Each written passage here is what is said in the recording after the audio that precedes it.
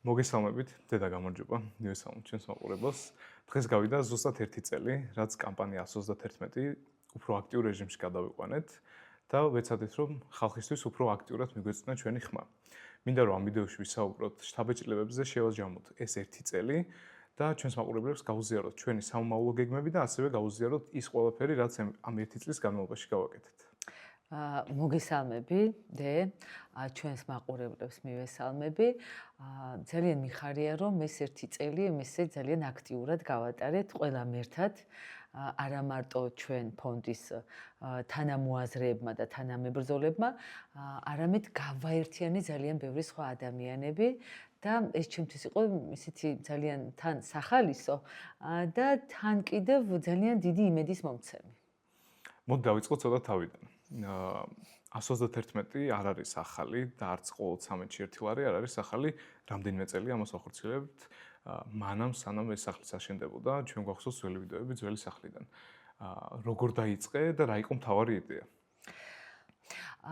როგორც კამპანია 131, შენ სწორედ აღნიშნე, ზუსტად 1 წელი არის, რაც ამ ფორმით დავიწყეთ აქტიურობა, თუმცა მანამდე და მე ძალიან დიდი ხნის მანძილზე მქონდა ეს სურვილი 2019 წლიდან, მე მგონი თუ არ ვცდები, რომ ადამიანები გამეერთიანებიან ძალიან მარტივი ქმედებით და ძალიან ისეთი ერთი ლარი ყველასთვის შესაძლებელი არის, ამიტომ ავირჩიეთ და მინდოდა რომ უბრალოდ ბევრი ადამიანი ყოფილიყო ჩვენს ირგვლივ და ესეთი სურვილი მქონდა ყოველ შემთხვევაში ძალიან დიდი.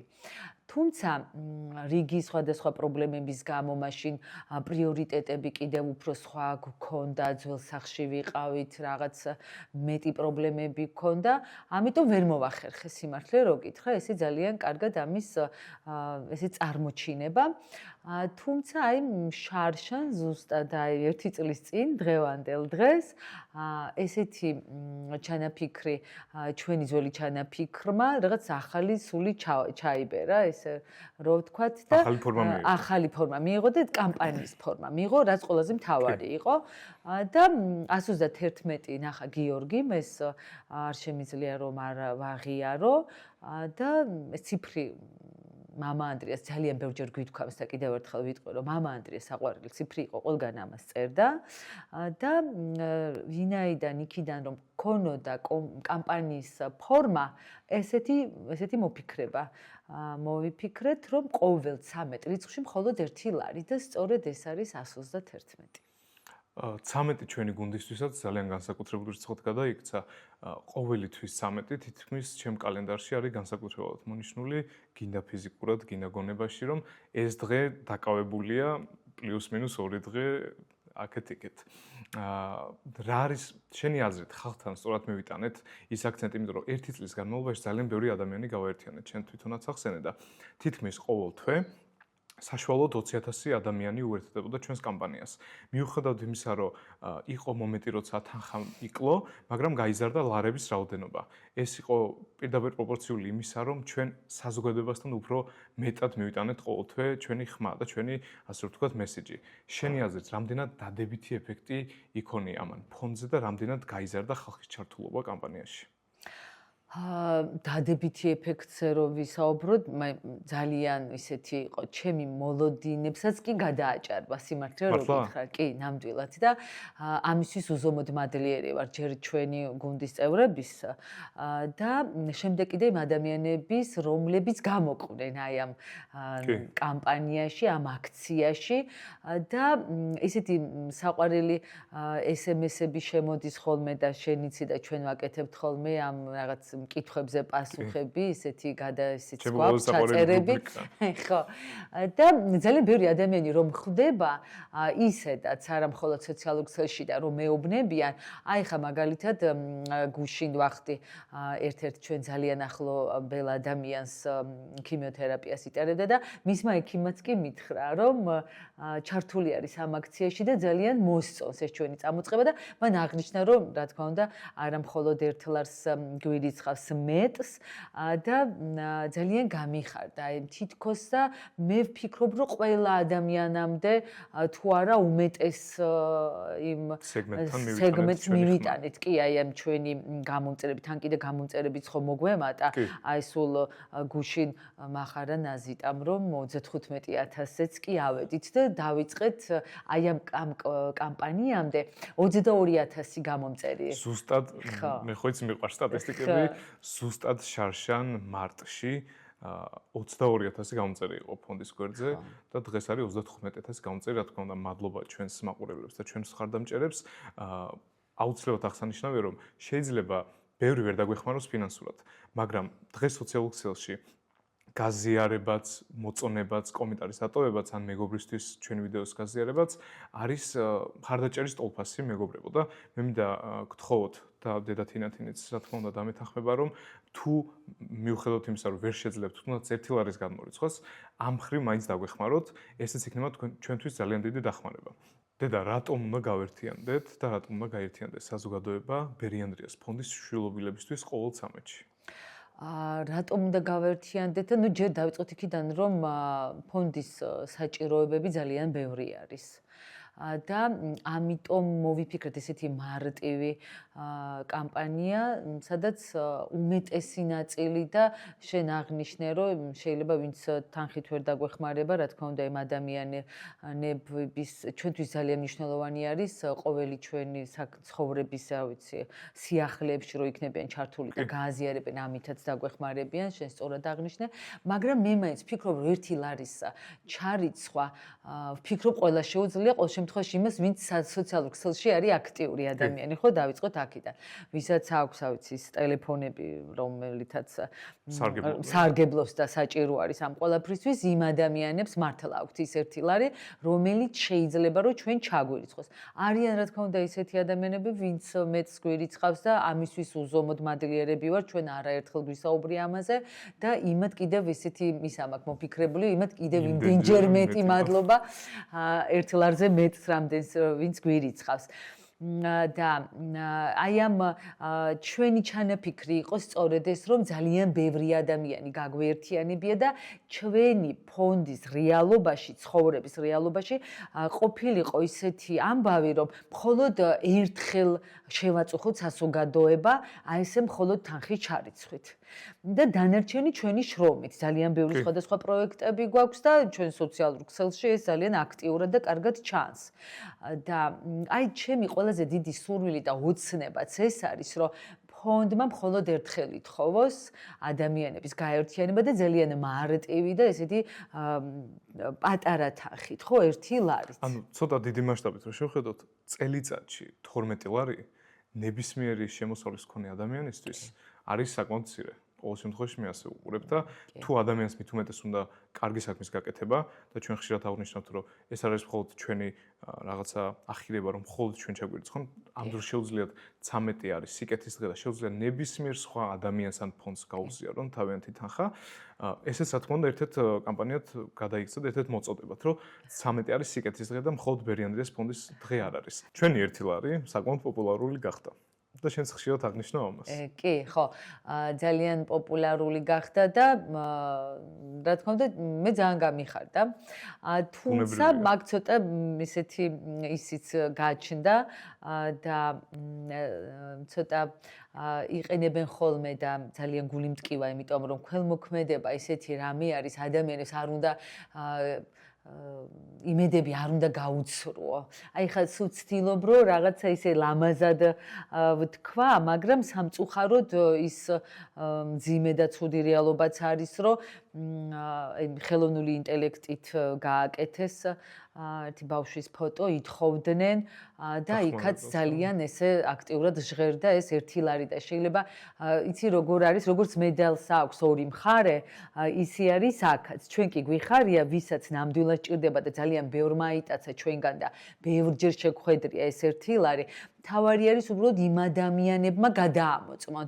ნამდვილად კი სწორად რიცხავენ იმ ერთ ლარს, თორე ჩვენთვის ძალიან ისეთი არის ეს სასიხარულო, რომ მხოლოდ ჩვენზე არ ვზრუნავთ და ბერი ანდრია სახელობს საქველმოქმედო ფონდზე და თუ ვინმე სხვასაც სჭირდება და იქ გაუნაწილებენ, ძალიან კარგი იქნება, მაგრამ მე ვურჩევდი რომ გადაამოწმონ. იქ ძალიან მნიშვნელოვანი არის, იმიტომ რომ სამწუხარო ძალიან ბევრი ყოლია ადამიანები, რომ ვისი შვილებიც მორჩნენ და დღემდე თანხებს აგროვებენ და არიან ესეთი ხელოვნური ინტელექტით შექმნილი ესეთი ფონდები, რომლებიც იყენებენ ესეთ ფოტოებს და დებენ და ბავშვი სრულიად ჯანმრთელი არის და საერთოდ არანაირი პრობლემა არ აქვს. ერთადერთი ჩემი ესეთი თხოვნა იქნება, რომ ჯერ იმ ადამიანებს, ვინც ამას აკეთებს, ღმერთმა შეუნდოთ და იმ ადამიანებს მიმართა, ვინც ესე კიდევ ჩვენს გარდა სხვასაც ურიცხავს, გადაამოწმონ უბრალოდ. დედა, ჩემი შემდეგი კითხვის პასუხი თითქმის ჩვენს ყველა ვიდეოში ან ინტერნეტ გადაცემაში ჟღერს. ჩვენი სახლი არის 2000 კვადრატი, სადაც ცხოვრობენ სიმსივნით დაავადებული ბავშვები და თავიანთი ოჯახები. რაში სჭირდება ფონდს სტაბილური შემოსავალი და რა ხარჯები გააჩნია ფონდს ყოველთვიურად დაახლოებით რო უთხრათ მაყურებელს, რომ ზუსტად გავიაზროთ ფონდის მასშტაბი, რა მასშტაბზე გადის ფონდის ხარჯი.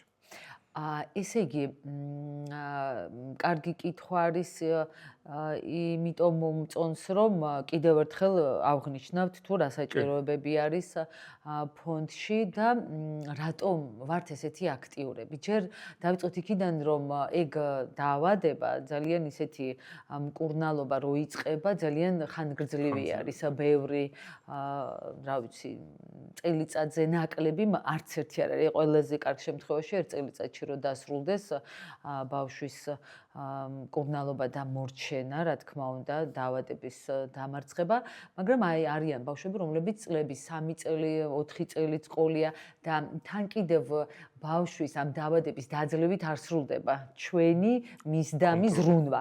კიდევ ემატება 5 წელი კონტროლი და ეს კონტროლი კიდევ უფრო მძიმე ტვირთად გვაწვება, იმიტომ რომ ჯანდაცვის პროგრამიდან ვარდება ბავშვი, როდესაც აქტიურ ქიმიოთერაპიას წყვეტს და შემდეგ ეს სხვადასხვა კვლევები არის ფონდის მხრებზე, ესე რომ ვთქვათ, და ჩვენი დაფინანსებით კეთდება სხვადასხვა ანალიზები და ეს ერთგვარი თან ძალიან სასიხარულო ამბავი არის, მაგრამ ფინანსურად ჩვენ მძიმე ტვირთად გვაწვება. ეს ერთი. მეორე კიდევ ის, რომ აქ ცხოვრობენ ბავშვები თავიანთ მშობლებთან ერთად და ხშირად დედმამიშვილებთან ერთად. კი, აი განსაკუთრებულად გავაკეთეთ ჩვენ, რომ ოჯახების გაერთიანებას ვაკეთებთ, იმიტომ რომ შორიდან ჩამოსულები აქ ძალიან ბევრ ხანს ატარებენ თავიანთ დედმამიშვილებთან. ეგ განწყობას ძალიან დიდი მნიშვნელობა აქვს ამ დროს, ხო? ძალიან. და თან კიდევ ხარ, როდესაც ყავს აფხაზეთიდან და ოსეთიდან, აფხაზეთიდან უფრო ხშირად და ფაქტიურად წლები ვერ ხედავენ თავიანთ ახლობლებს და ამიტომ ისინი ჩამოდიან და მე ძალიან მიყვარს, რომ აქ არიან ხოლმე, იმიტომ რომ ბავშვი აბსოლუტურად სხვანაირი ხდება, ძალიან ბედნიერი არის და ძალიან ისეთი ოპტიმისტურად განწყობილი და დაავადებასაც უფრო ისე შეუპოვრად ებრძვიან. ამიტომ ეს მეორე საკითხი, რისთვისაც უგჭირდება მუდმივად ჩვენ თანხები, იმიტომ როდესაც ვამბობთ, რომ ფონდში არის ერთი ბავშვი, მარტო ერთი არ ითვლება. ამ ბავშვის იქით სუმცირე 3 ადამიანი არის და როდესაც აი ეს ოჯახების გაერთიანებას ვაკეთებ, შეიძლება ერთ ბავშვს არ ვიცი, 7 და 8 ადამიანი ახდეს, იმიტომ რომ დედმამიშვილებიც ჩამოდიან, მაგრამ ამის შესაძლებლობას ვერ წავართმევთ ბავშვს, იმიტომ რომ ჩვენ არ ვიცით პერსპექტივაში რა მოხდება და ჩვენ უნდა გამოვიყენოთ ყოველი დღე და ყოველი წამი და წუთი ამ ბავშვის გასაბედნიერებლად და ამიტომ ვაკეთებთ ამას. ესეც მძიმე ტვირთად აწვება ფონდს, მაგრამ ეს არის სწორი. და ამიტომ ვაკეთებთ ამასაც.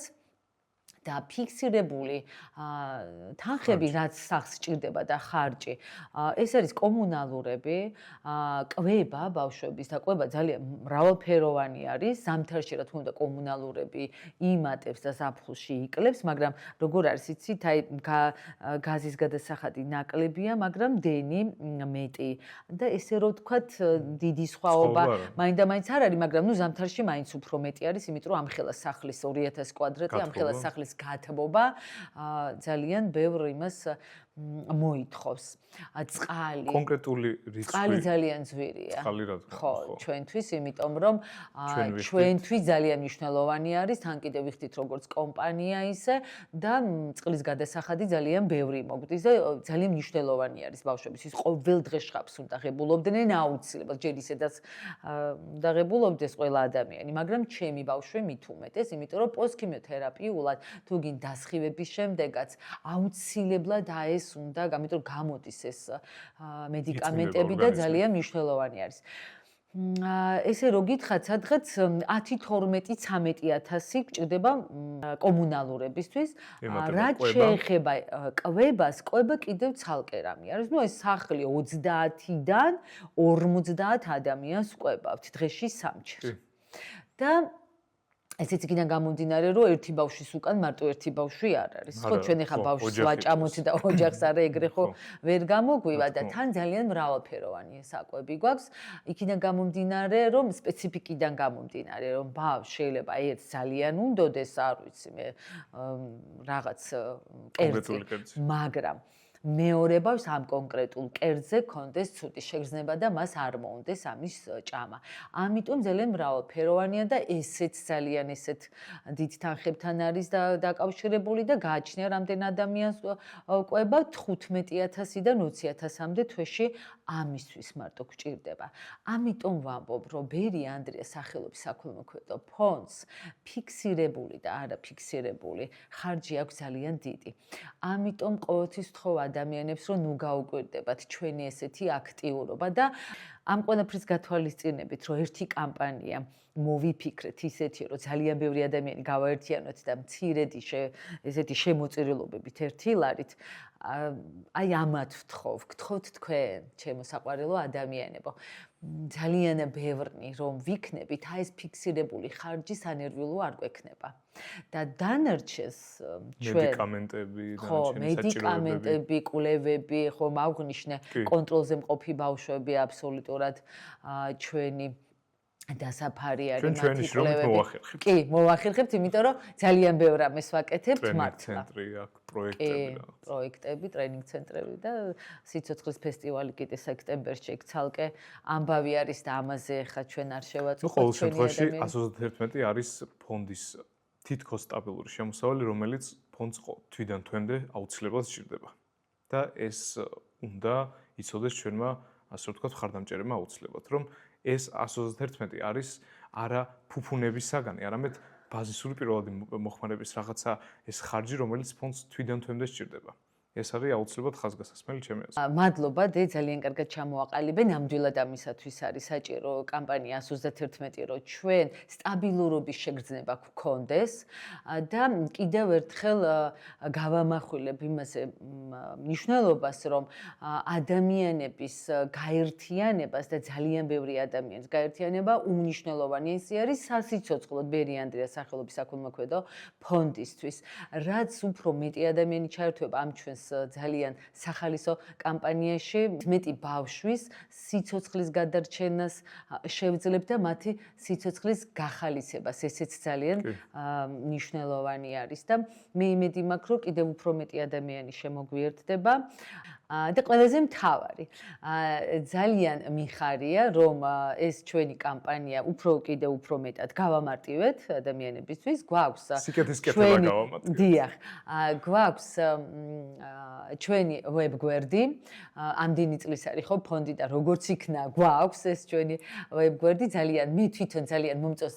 ძალიან დიდი მადლობა ნაზიტას და ალექსანდრეს, რომ უკვე ეს გვერდი გვაქვს ამ ფორმით როგორიც არის. მე ძალიან მომწონს და ადამიანებსაც აქვს შესაძლებლობა რომ ნახონ და მარტივად შეუძლიათ ამ კამპანიაში ჩართვა, იმიტომ რომ გვაქვს დონაციის ღილაკი. კი. ახლა შენ უკეთესად იტყვის მე უფრო კონკრეტულად ვიტყვი. გვაქვს ორი საიტი, დედა, ერთი არის 131, რომელიც ნამდვილად იმსახურებს ცალკე საიტს, იმიტომ რომ ძალიან ბევრი საქმე დავაგროვეთ ერთ წელიწადში და მეორე გვაქვს მონქენდრიო წერტილი, ბერი ანდრიას ფონდის ოფიციალური ვებგვერდი. თქვენ შეგიძლიათ ჩვენო ძვირფასო მხარდამჭერებო ორივე გვერდიდან ჩაერთოთ კამპანიაში, დაგვეხმაროთ.